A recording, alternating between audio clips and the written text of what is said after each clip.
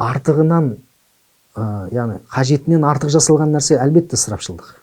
Кез келген жағдайда.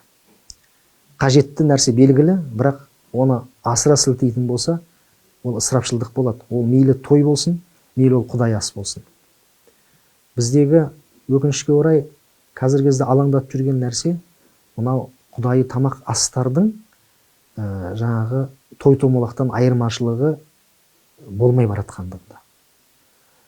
Мен жаңағы кейде астарға барған кезде бір кішкене бір ескертуімді жасауға тырысам. Ағайын, сіздер неғылмаңыздар, айыпқа бұйырмаңыздар, бірақ бұл менің міндетім, айтуым керек.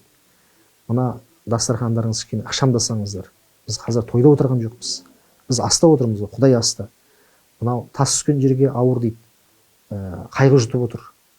Бірақ сөйте тұра дастарханды кейде сынап мінеп қаламыз. Мынау дастархан қазір дәл осы дастарханға сырттан біреуді шақырып алып келіп, қалай ойлайсыз, мынау қандай жиын деп айтса, бұл туған күн бе екен, немесе той ма екен деп шатастырып қалып жатады. Себебі мына дастарханның той дастарханға ешқандай айырмашылығы жоқ. Мәселе сол жағына қарауымыз керек. Сондықтан да той дастарханы бөлек, құдай ас дастарханы бөлек болу керек. Ара жігін ажырата білуіміз керек. Және екеуінде де ысырапшылдық деген нәрседен аулақ болуымыз керек.